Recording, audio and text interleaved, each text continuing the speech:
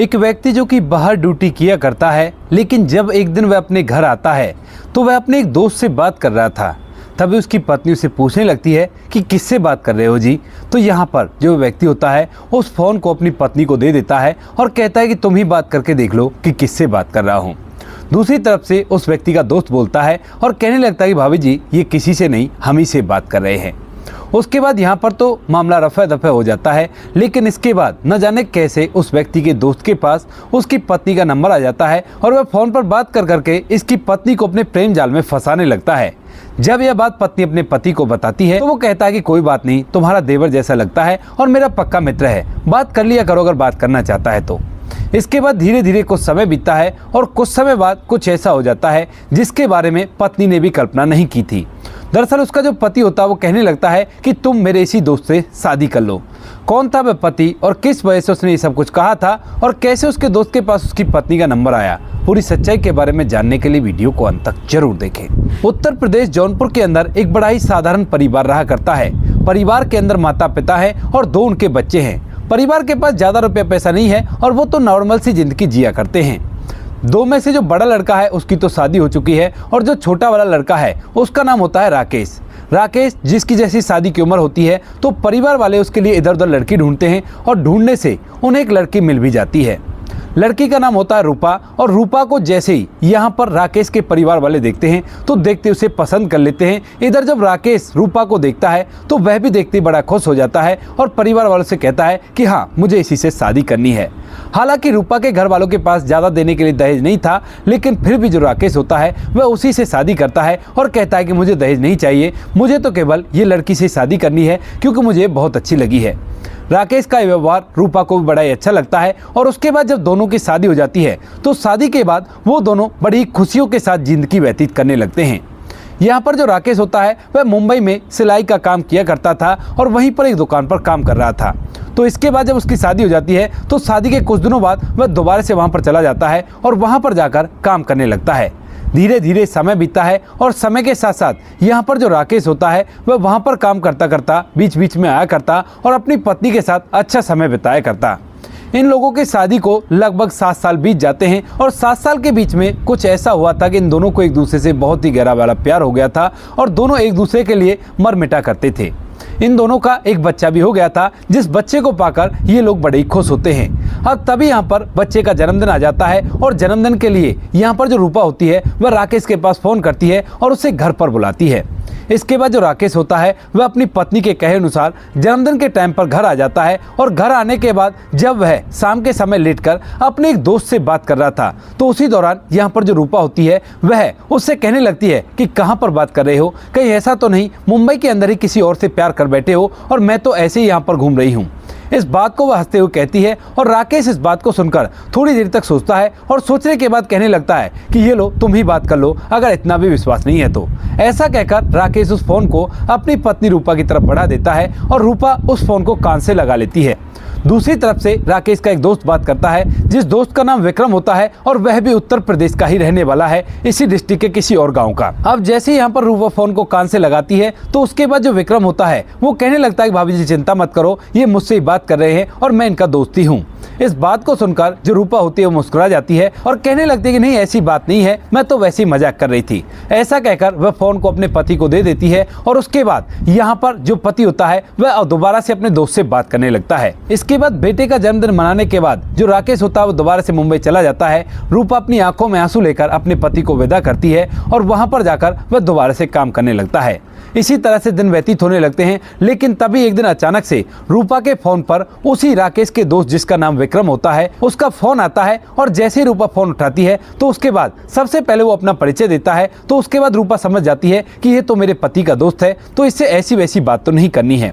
ऐसा सोचकर जो रूपा होती है वो उससे साधारण तरीके से बात करने लगती है और यहाँ पर विक्रम भी उससे बातचीत करने लगता है। घर परिवार के बारे में पूछता है और पूछता है कि आप लोग ठीक तो हो ना, कोई परेशानी तो नहीं है। तो यहाँ पर रूपा कहती है कि हाँ हम सब तो ठीक हैं, आप सुनाओ आपने कैसे फ़ोन किया और आपको मेरा नंबर कहाँ से मिला। तो यहाँ पर जो विक्रम होता है वो कहता है कि क्यों बाबूजी, मैं आपका नंबर कहीं से ले नहीं सकता, क्या मैं इतना भी नहीं हूँ आपके लिए। तो यहाँ पर रूपा सोचने लगती है कि ये उनका दोस्त है, तो इसी वजह से कहती है अरे नहीं ऐसी कोई बात नहीं है, मैं तो वैसे ही कह रही थी। इसके बाद जो विक्रम होता है वह उस फोन को तो काट देता है, लेकिन उसके बाद अब बार बार उसके पास फोन करने लगता है और उससे बातचीत करने लगता है। इधर यह बात जब रूपा देखती है तो उसे समझ आ जाता है कि ये बार बार उसके पास फोन क्यों कर रहा है, और उसके बाद वह एक दिन तो उसे कहना चाहती है लेकिन फिलहाल नहीं कह पाती और सोचती है कि मैं पहले अपने पति को बता देती हूँ और उसके बाद जो होगा सो देखा जाएगा। ऐसा सोचकर यहाँ पर जो रूपा होती है वह सीधा एक दिन अपने पति राकेश के पास फोन करती है और फोन करने के बाद उससे कहने लगती है कि सुनते हो जी, मुझे ना आपसे एक जरूरी बात करनी है। तो उसके बाद राकेश पूछता है कि बताओ क्या जरूरी बात थी और किस वजह से तुमने फोन किया है। तो यहाँ पर रूपा कहने लगती है कि दरअसल जो आपका दोस्त था ना जिसका नाम विक्रम है, तो यहाँ पर राकेश कहता है कि हाँ बताओ, मेरा दोस्त है और यहीं पर मेरे साथ काम किया करता है। तो वो कहने लगती है कि वो बार बार मेरे पास फोन करता है और ना जाने कहां से उसे नंबर मिल गया और वो बार बार मुझसे इधर उधर की बातें ज्यादा करता है और ये बहुत ही गलत लग रहा है मुझे। तो यहाँ पर जो राकेश होता है वह अपनी पत्नी को समझाने लगता है, कहता है कि कहीं से भी नंबर नहीं मिला, मैंने उसको नंबर दिया था क्योंकि उसने मुझसे तुम्हारा नंबर मांगा था और इसके बाद मैंने तुम्हारा नंबर उसे दे दिया क्योंकि वो कह रहा था कि भाभी का नंबर दो, मुझे भी उससे बात करनी है। तो मेरा दोस्त है, अगर तुमसे बात कर लेगा तो कौन सी बड़ी बात है। इस बात को सुनकर जो रूपा है वो एकदम से चुप रह जाती है और सोच विचार में पड़ जाती है। तो यहाँ पर जो राकेश है वो कहने लगता है कि देखो, छोटी मोटी बातों के लिए परेशान नहीं हुआ करते और आराम से रहो, कोई भी दिक्कत नहीं है। ऐसा कहकर राकेश तो फोन काट देता है और इसके बाद रूपा भी इस बात को ज़्यादा सीरियस नहीं लेती और वह तो कैजुअली ऐसे उससे बात करती रहती है। धीरे धीरे लगभग 6 महीने बीत जाते हैं और 6 महीने बाद यहाँ पर जो राकेश होता है वह वापस से अपने घर आता है और घर आकर इस बार वह 1 महीने की छुट्टी लेकर आया था। यहाँ पर जब रूपा को पता चलता है कि राकेश 1 महीने की छुट्टी लेकर आया है तो वह बड़ी खुश होती है और उसके बाद अपने पति के लिए अच्छा अच्छा खाना बनाने लगती है और अच्छी तरह से उसके साथ रहने लगती है। लेकिन पति जब से यहाँ पर आया है काफ़ी ज़्यादा परेशान रहा करता है और उसकी परेशानी बढ़ती ही जा रही है। पत्नी ने कई बार पूछने की कोशिश की है लेकिन वो उसे कुछ भी नहीं बताता है और कहता है कि कुछ नहीं, वैसे ही परेशान हूँ थोड़ा सा काम धंधे की वजह से और कोई भी ऐसी बात नहीं है। इसके बाद धीरे धीरे समय बीतता है और समय के साथ साथ यहाँ पर जो राकेश होता है उसकी तबीयत अचानक से खराब होने लगती है और जब रूपा उसे हॉस्पिटल ले जाने की बात करती है तो राकेश मना कर देता है, कहता है कि नहीं, मेरे पास दवाई है, मैं कुछ दवाई ले लूँगा और उसके बाद ठीक हो जाऊँगा। इसके बाद यहाँ पर जो रूपा है वो अच्छी तरह से उसका ख्याल रखने लगती है और इधर जो राकेश का परिवार होता है वह भी उसके चारों तरफ घूमने लगता है और पूछते हैं कि बेटा क्या हुआ, क्या परेशानी है और किस वजह से तू इतना परेशान हो गया है। तो यहाँ पर वह कहता है कि नहीं, छोटी मोटी परेशानी है, कोई भी परेशानी नहीं है और आप लोग आराम से रहो, कोई सी भी दिक्कत नहीं है। धीरे धीरे इन बातों को जब 4 से 5 दिन बीत जाते हैं तो 4-5 दिन बाद एक दिन जो राकेश होता है वह अपनी पत्नी को अपने पास बुलाता है और साथ में अपने परिवार वालों को बुलाता है। सभी लोग वहां पर आ जाते हैं और पूछने लगते हैं कि क्या हुआ। तो उसके बाद जो राकेश होता है वह अपनी पत्नी रूपा का हाथ अपने हाथ में लेता है और कहने लगता है कि रूपा, अगर मैं तुमसे कुछ मांगू तो क्या तुम मुझे दे सकोगी। इस बात को सुनकर रूपा अपनी आंखों में आंसू ले आती है, कहने लगती है कि तुम ऐसी बात क्यों कर रहे हो और तुम चाहे मेरी जान भी मांग लो, उसे भी मैं हंसते हंसते दे दूंगी। इसके बाद जो राकेश होता है वो कहता है कि नहीं, जान नहीं चाहिए, बस एक वादा करो कि जो बात मैं तुमसे कहूंगा उसको तुम पूरा करोगी। इस बात को सुनकर यहाँ पर रूपा कहती है कि हाँ वादा रहा, बताओ तुम्हें क्या कहना है। तो यहाँ पर जो राकेश होता है रूपा से कहने लगता है कि तुम्हें पता है ना, मेरा एक दोस्त है जिसका नाम विक्रम है। तो यहाँ पर रूपा कहती है कि हाँ, जिसका बार बार फोन आया करता है। तो राकेश कहने लगता है कि हाँ, उसी विक्रम से तुम्हें शादी करनी होगी। अब इस बात को सुनकर रूपा और उसके परिवार वाले पूरी तरह से हैरान हो जाते हैं और कहने लगते हैं कि विक्रम, ये तुम क्या कह रहे हो। इधर रूपा भी कहने लगती है कि ये आप क्या कह रहे हो, आप होश में तो हो ना। लेकिन तभी जो विक्रम होता है वह अपनी आंखों में आंसू ले आता है और कहने लगता है कि रूपा, दरअसल मुझे ना एक गंभीर बीमारी हो गई है और अब 1-2 दिन में मैं इस दुनिया को छोड़कर चला जाऊंगा। इसी वजह से मैं चाहता हूं कि मेरे जाने के बाद तुम विक्रम से शादी कर लो और उसी के साथ अपने जीवन को व्यतीत करो। विक्रम मेरे ही बराबर का है लेकिन अभी तक उसकी शादी नहीं हुई है और वह तुम्हारे लिए बहुत ही अच्छा रहेगा क्योंकि मैंने देखा है कि वो बहुत ही अच्छा इंसान है। वहाँ पर मैं उसके साथ काम किया करता हूँ और जब मुझे पता चला था कि मुझे गंभीर बीमारी हो गई है तो उसके बाद मैंने उसे तुम्हारा नंबर दिया था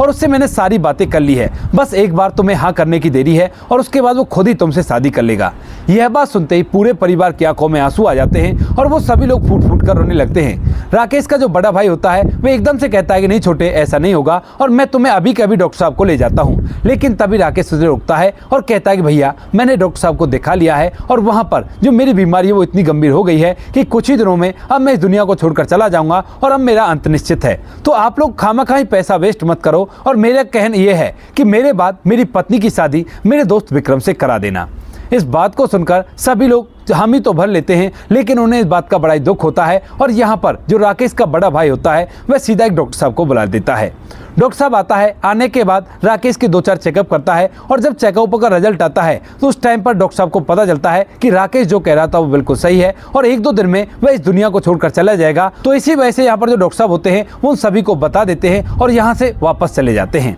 राकेश अपने घर में रहता है और तभी लगभग 2 से 3 घंटे के बाद राकेश इस दुनिया को छोड़कर चला जाता है। पूरे परिवार के अंदर शोक का माहौल हो जाता है और सभी लोग बुरी तरह से रोने पीटने लगते हैं। इसके बाद राकेश का अंतिम संस्कार किया जाता है, शोक सभा भी मनाई जाती है और शोक सभा के दौरान जो विक्रम है वह भी यहाँ पर आता है और उसे भी ये बात पता चल जाती है। इसके बाद जो विक्रम होता है वह यहाँ से वापस लौट जाता है, लेकिन जब उसके पति को इस दुनिया से जाए हुए लगभग 2 से 3 महीने बीत जाते हैं तो जो राकेश के घर वाले होते हैं वह विक्रम को ढूंढते हैं और ढूंढने के बाद उससे कहने लगते हैं कि भाई, हमारे भाई की आखिरी इच्छा थी कि तुम ही उसकी पत्नी से शादी करोगे, तो क्या तुम शादी करने के लिए तैयार हो? तो यहाँ पर विक्रम कहता है कि हाँ, उसने मुझसे भी यही कहा था और इसी वजह से उसने मुझे अपनी पत्नी का नंबर दिया था और मैं उससे बातचीत भी किया करता था, लेकिन मेरी हिम्मत नहीं हो पाती है ज़्यादा कुछ आगे बढ़ने की और इसी वजह से मैं बात करना बंद कर देता हूँ जब वो इस दुनिया से चला गया है। इसके बाद वो कहते हैं कि ठीक है, कोई बात नहीं, तुम इससे आराम से शादी कर सकते हो और कोई भी दिक्कत हमें नहीं है। इसके बाद यहाँ पर जो विक्रम होता है वह अपने दोस्त की पत्नी से शादी कर लेता है घर वालों की अनुमति से और शादी करने के बाद उसे अपने घर के अंदर रखने लगता है। रूपा जो है वह विक्रम के साथ रहा करती है और अच्छी तरह से फिलहाल अपना समय व्यतीत कर रही है। यहाँ पर जो रूपा के परिवार वाले होते हैं यानी कि उसके ससुराल वाले होते हैं, वह लोग भी इस बात से कोई भी आपत्ति नहीं जताते हैं क्योंकि उनके बेटे की आखिरी इच्छा यही थी कि उसकी पत्नी उसके दोस्त से ही शादी करे और उसके साथ ही अपने जीवन को व्यतीत करे। हालांकि रूपा की विक्रम से शादी तो हो गई है, लेकिन अभी तक उसे अपने पति का प्यार याद आया करता है और धीरे धीरे वह कैसे भी करके एडजस्ट करने की कोशिश कर रही है। उसके परिवार को अच्छी तरह से रखा करती है और जो विक्रम होता है वह भी इस बात में बिल्कुल भी जल्दबाजी नहीं दिखाता है और आराम से उसके साथ रहने लगता है। धीरे धीरे जब रूपा को उसके घर में रहते हुए लगभग 6 महीने बीत जाते हैं तो 6 महीने में धीरे धीरे वह अपने पति को भुलाने लगी थी और विक्रम के साथ एडजस्ट होने लगी थी। यहाँ पर जब वह विक्रम की तरफ अट्रैक्ट होने लगती है तो धीरे धीरे वो लोग पति पत्नी की तरह रहने लगते हैं और जब वो लोग पति पत्नी की तरह रहते हैं तो उनको एक लड़का भी हो जाता है। जैसे ही रूपा को एक लड़का होता है तो उसके बाद ये खबर उसके जो पहला पति था राकेश, उसके घर वालों को मिलती है और इसके बाद यहाँ पर जो राकेश का बच्चा होता है वह अभी तक रूपा के पास ही रहा करता था और उसके बाद वो लोग कहने लगते हैं कि अब तुम इस बच्चे को अपने पास रख लो और इसको हम अपने पास रखेंगे क्योंकि हमारे छोटे भाई की निशानी है। इस बात को सुनकर रूपा पहले तो मना करती है, लेकिन जब वो लोग कहते हैं कि कोई बात नहीं, बार बार हम तुम्हें इससे मिलाते रहेंगे और कैसी भी प्रॉब्लम नहीं है, तो उसके बाद वह भी इस बात के लिए मान जाती है और यहाँ पर जो रूपा होती है वह अब अपने बच्चे को अपने पहले पति के घर वालों को दे देती है और वो लोग उसे अपने साथ रखने लगते हैं। और जब रूपा और विक्रम एक साथ रहते हैं तो एक दिन वह विक्रम से पूछने लगती है कि आपसे मेरे पति ने उस टाइम पर क्या कहा था और कैसी कंडीशन थी उनकी, क्योंकि कभी कभी अब भी उसे राकेश की याद आया करती है। तो उसके बाद जो विक्रम होता है वह पूरी बात बता देता है। कहता है कि मैं और वो दोनों एक दूसरे के दोस्त थे और वहीं पर एक दूसरे से रोज शाम को जरूर से मिला करते थे, लेकिन जब शादी को लगभग 6 साल बीत गए थे तो उसके बाद आपके पति जो राकेश होता है वह काफ़ी ज़्यादा उदास रहने लगता है और जब मैं उस उदासी का कारण पूछता हूं तो वह मुझे बताने लगता है कि दरअसल मेरी तबीयत खराब है और डॉक्टर साहब बता रहे थे कि इस बीमारी से तो बहुत मुश्किल से ही बचा जाता है,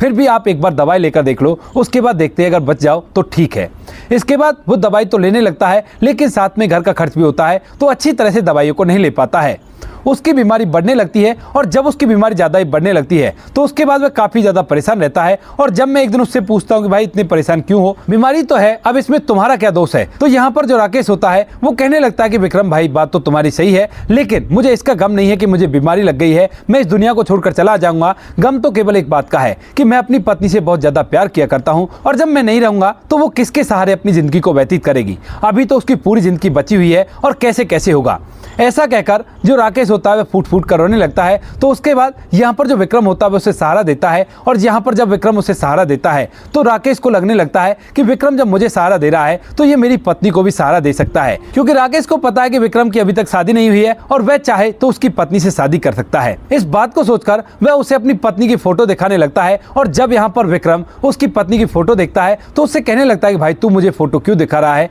क्या बात है, आखिर तू मुझे साफ साफ बता दे। तो उसके बाद यहाँ पर जो राकेश होता है वह अपने दोस्त दोस्त विक्रम से ये पूरी बात शेयर करता है कि मैं चाहता हूं कि अगर मुझे कुछ हो जाए तो उसके बाद तू मेरी पत्नी को अपने साथ रखे और उसी से शादी करके उसके साथ जीवन को व्यतीत करना, क्योंकि मेरे बाद न जाने किस किस तरह के धक्के उसे खाने पड़ेंगे। इस बात को सुनकर विक्रम पहले तो मना करता है, लेकिन जब राकेश बार बार उससे ये बात कहता है और एक दिन जब वह फोन पर उसकी पत्नी से बात कर लेता है तो उसके बाद उसे भी लगने लगता है कि शायद उसका दोस्त सही कह रहा है और इसके बाद धीरे धीरे वह उसे फोन से बात करने लगता है। यहाँ पर यह बात जैसे ही रूपा को पता चलती है तो उसके बाद वह फिर से फूट फूट कर रोने लगती है, लेकिन तभी जो विक्रम होता है वह एकदम से उसे गले लगाता है और कहता है कि चिंता मत करो, जो हो गया उसे भूल जाओ, अब जो तुम्हारे पति ने सपना देखा था उन सपनों को पूरा करो और खुशियों के साथ मेरे साथ जीवन व्यतीत करो। ऐसा ही रूपा करती है और आज तक भी वो लोग खुशियों के साथ रहा करते हैं। तो दोस्तों ये थी आज की कहानी, आपको जैसी भी लगी कमेंट सेक्शन में बता देना। वीडियो अगर अच्छी लगी तो वीडियो को लाइक और चैनल को सब्सक्राइब जरूर करें ताकि हमें थोड़ा सा हौसला मिल सके आप लोगों के लिए ऐसे अच्छे वीडियो बनाने के लिए। इन कहानियों को सुनाने का उद्देश्य किसी को परेशान करना बिल्कुल भी नहीं है।